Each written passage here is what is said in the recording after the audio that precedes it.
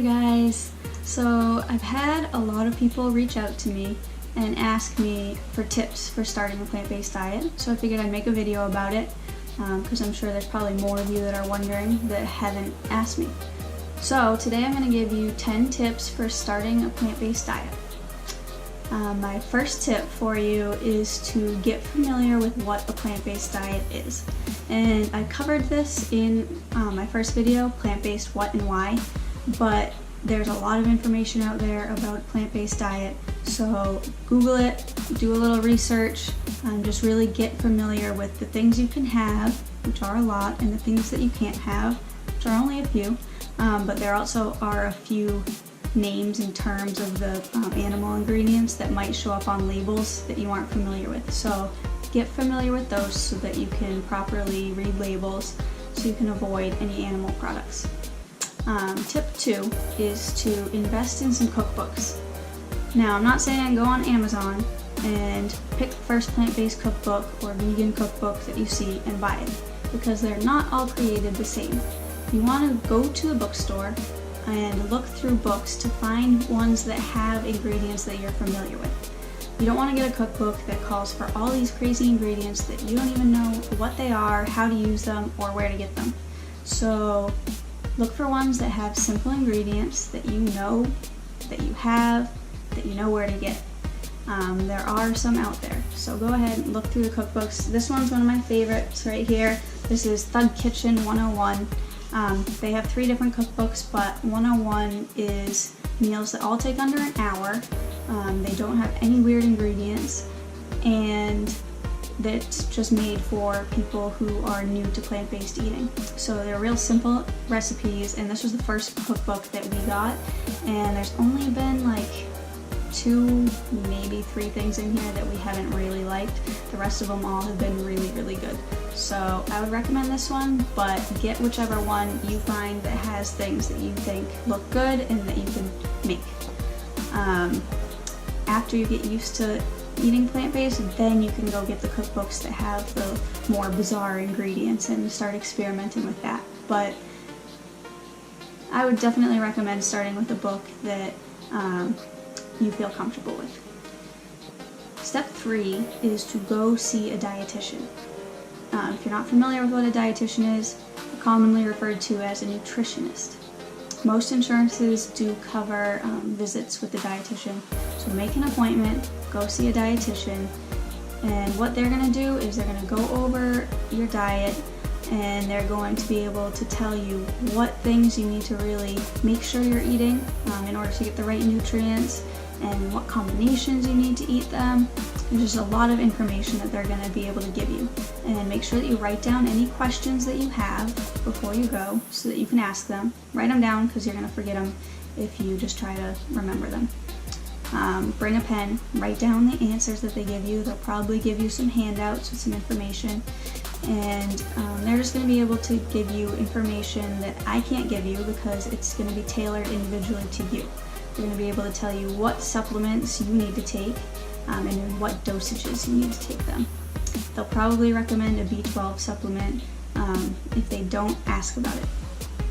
But I would definitely recommend seeing a dietitian because it's just a very, very valuable resource. The 4th tip that I have for you is to decide how you're going to transition into a plant-based diet. If you're going to just go cold turkey and just today I'm going to stop eating animal products, or set a date to stop eating animal products, or if you're going to wean yourself into it. Maybe the first week you decide, okay, I'm not going to eat any meat this week, and then the second week you take out fish, and then the third week you take out dairy, or however it is. You can set your own schedule as far as weaning into it.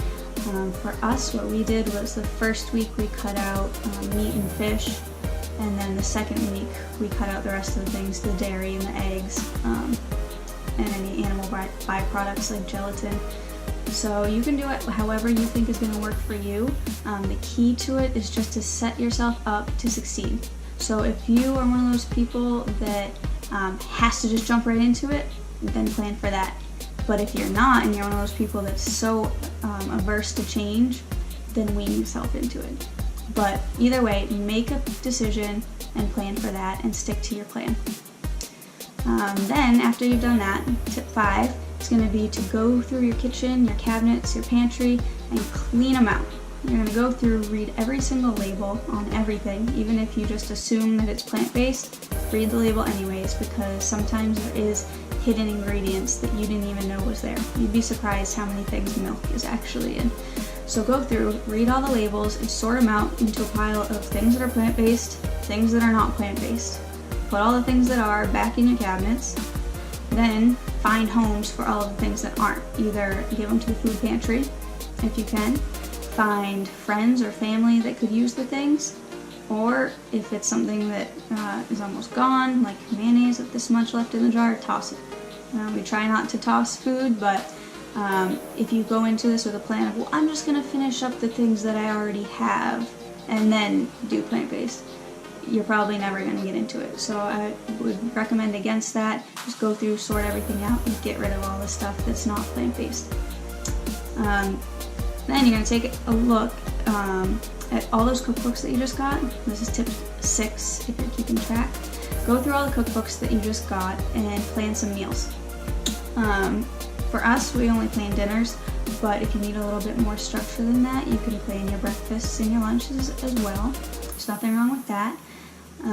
You don't necessarily need a cookbook for like breakfast, but there is some good recipes in there, so you can do that as well. But go through, find some things that look good to you, things that you're excited to try, and write them down so that you know what pages they're on, what cookbook they're in.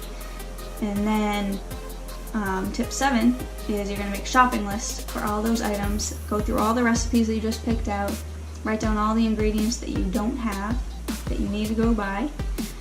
And then on that shopping list, you're also going to put any staple items that you still need to get. So you just cleaned out all your food. You probably threw out most of the cereals that you had in your cabinet. So you're going to need some more cereal. Write that down on your list and then go. And when you go shopping, make sure you read the labels as well. If you see vegan on an item, that means that it does only contain plant-based items and you can have that. So that's a nice little tip.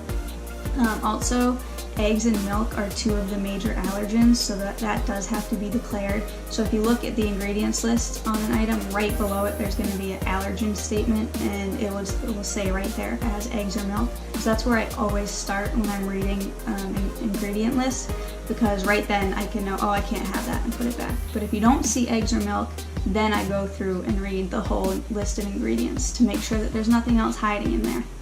So that's a nice little tip to make things a little bit quicker for you when you go shopping. So all of your essentials are going to be things like rice. Maybe the only rice you had in your house was those mixes with the cheese in them, and you had to get rid of them, so go buy some rice. Beans, canned beans, cereal, like I just said, bagels. Most bagels are plant-based, but always read the ingredients, like I just said. Nut butters, peanut butter, almond butter, cashew butter, sunflower seed butter. You don't need to get all of them, but choose 1 or 2 of them to get. Plant milks, you can find them right in the milk section next to the regular milk. Pick out 1 or 2, try them. If you don't like either of them, try a new one the next week. Just keep going until you find 1 or 2 that you really, really like.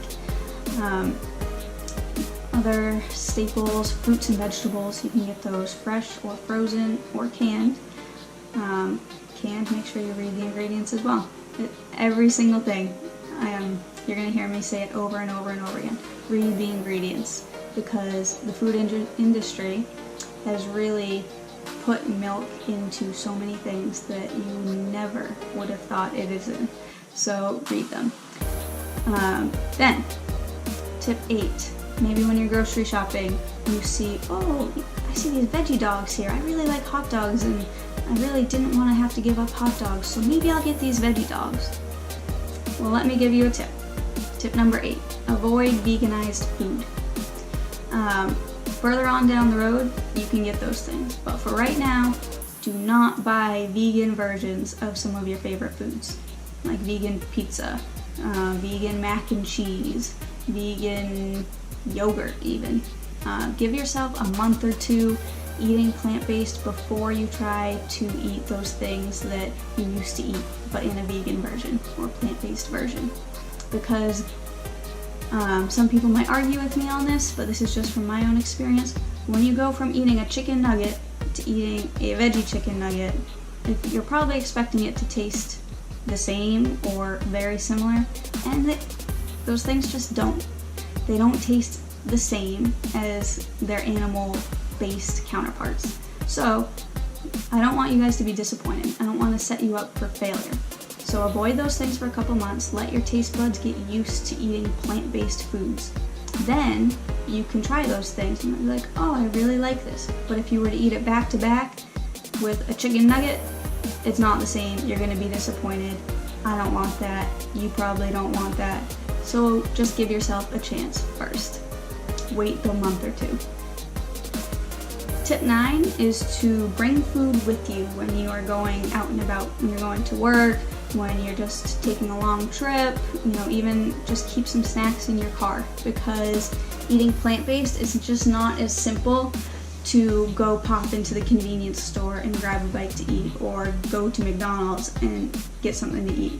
So it's a lot easier if you have some snacks on hand. I like to keep things like Larabars.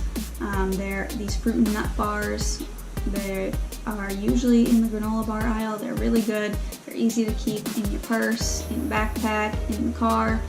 You can also keep things like nuts, dried fruit. You can bring fresh fruit with you. And there are even a good amount of vegan or plant-based frozen meals if you needed to bring something like that to you with work, or just make extra of your dinners so that you have leftovers to bring to work with you. That's the easiest way to have prepared food. That's usually what I eat for lunch, is leftovers from the night before. So wherever you're going, maybe you're going to a birthday party, maybe, I don't know, wherever else it is that you go, just bring some stuff with you so you have it on hand, so that you aren't setting yourself up to fail. And the very last tip that I have for you, tip number 10, is be patient with yourself. Give yourself a break. You've probably been eating animal products your entire life, and you have so many food habits that you don't even realize that you have. And it takes time to break those. So if you catch yourself, maybe you've eaten half a bowl of ice cream and then you realize, oh man, I didn't even realize that ice cream has milk in it. Because sometimes you're just on autopilot and you don't realize the things that you're eating. And then you're like, oh, I'm not supposed to eat this. Don't beat yourself up over it. It happens. I caught myself about a week or two in popping some goldfish in my mouth before I realized, oh man, these have cheese and milk in them. I'm not supposed to have these. No, it happens. Mistakes happen. We're human. And we're all in this together. Let's just do it. Be patient with yourself. Give yourself a break. If you make a mistake, it's okay. Life goes on. Now you know. Now you'll remember. The next time you go to reach for a bite of that ice cream, oh, wait a minute. I remember last time I'm not supposed to have this. And that's a little bit of an extreme example, but I'm sure you guys all understand what I mean. And if you don't understand what I mean, you will when you switch to a plant-based diet. You'll have a few of those moments where you're just so used to eating something that it doesn't even occur to you what it is that you're eating. So there it is, 10 tips for you guys. I hope that you have found these helpful. If you do have any more specific questions, I would be happy to answer them. Leave a comment. I'll get back to you usually within the day. So go ahead and do that. I would love to hear from you guys. And if you do follow a plant-based diet, if you have any tips that you want to add, go ahead and leave those in the comments too, so that we can all help each other together. So I'll see you guys later. My next post is probably going to be about some plant-based essentials that we like. So stay tuned for that. Look for it early next week. And until then, I will see you guys later.